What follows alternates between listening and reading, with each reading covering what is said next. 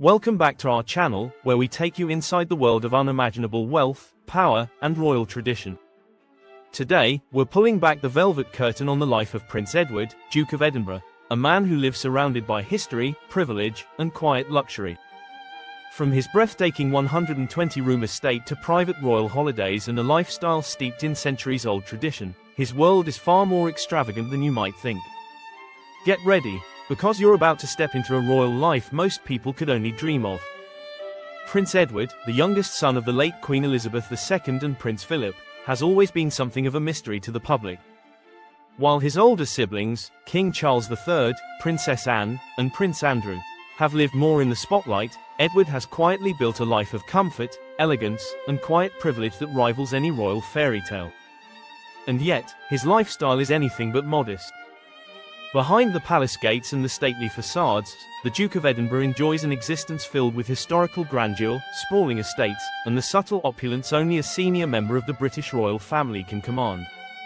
From his birth, Edward's life was destined to be extraordinary.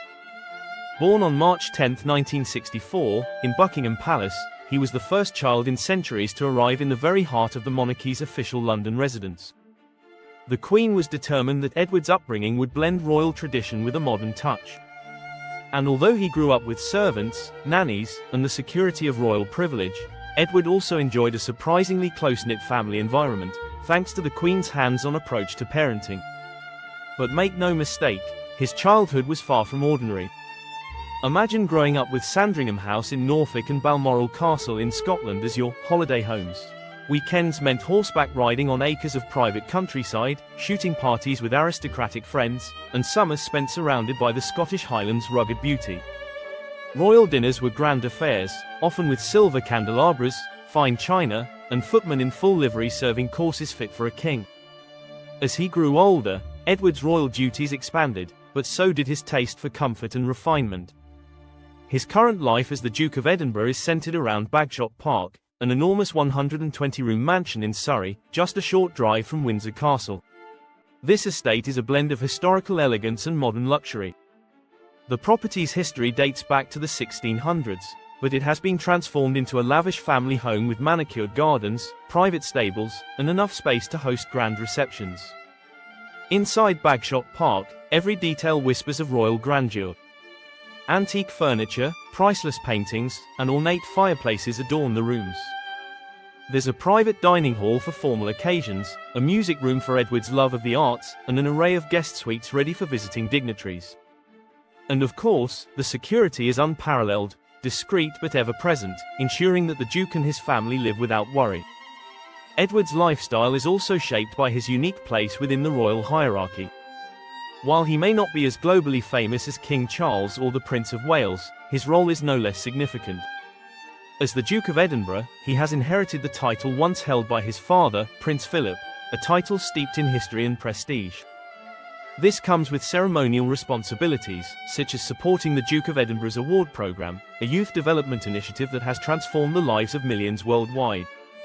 But beyond his official work, Edward enjoys a lifestyle that allows for personal passions.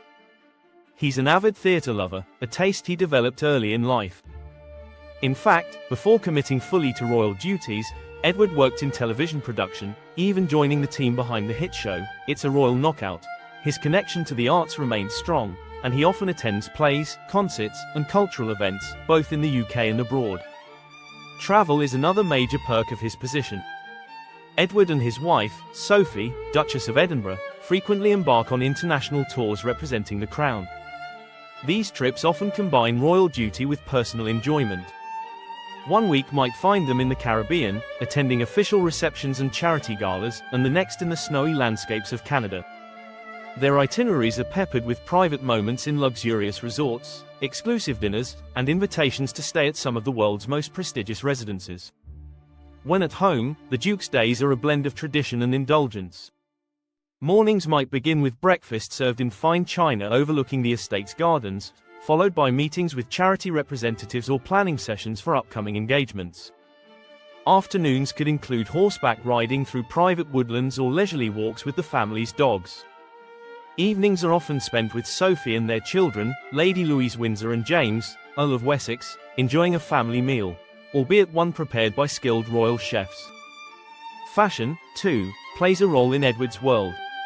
While not as flamboyant as some royals, he dresses with understated elegance, tailored suits from Savile Row, fine wool coats, and polished leather shoes. For formal events, his attire includes ceremonial uniforms adorned with medals and regalia that reflect his service and heritage. His connections mean that Edward has access to experiences most could only dream of. He has dined with heads of state, sailed on the royal yacht Britannia, and enjoyed private tours of some of the world's most exclusive locations. Yet, perhaps his greatest luxury is the privacy he has managed to maintain compared to other royals. Bagshot Park is secluded, allowing the Duke and Duchess to raise their children away from constant media scrutiny. Holidays remain a lavish affair. The family often spends time at Balmoral in Scotland, where traditions such as grouse shooting and picnicking on the moors are preserved. Winters might include skiing trips to exclusive resorts in Switzerland, where they can enjoy the slopes without the intrusion of paparazzi. Summers could involve Mediterranean cruises on private yachts, complete with gourmet dining and crystal-clear waters. Even Edward's mode of travel reflects his status.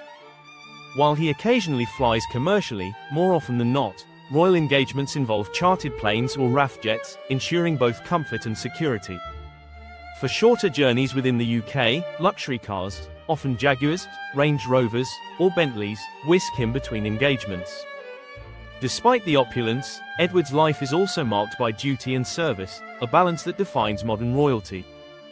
He works tirelessly for over 70 organizations and charities, focusing on youth development, the arts, and public service. His calendar is filled with ceremonies, openings, and charity fundraisers, often held in historic venues dripping with grandeur. And that's the extraordinary world of Prince Edward, Duke of Edinburgh, a life where history, opulence, and duty blend into one seamless royal reality. From the grandeur of Bagshot Park to the glamour of international tours, his lifestyle is truly one of a kind. If you enjoyed exploring the Duke's incredible world, don't forget to hit that like button, subscribe, and turn on notifications so you never miss our next deep dive into the lives of the world's most fascinating figures. Until next time, keep dreaming big and living royally.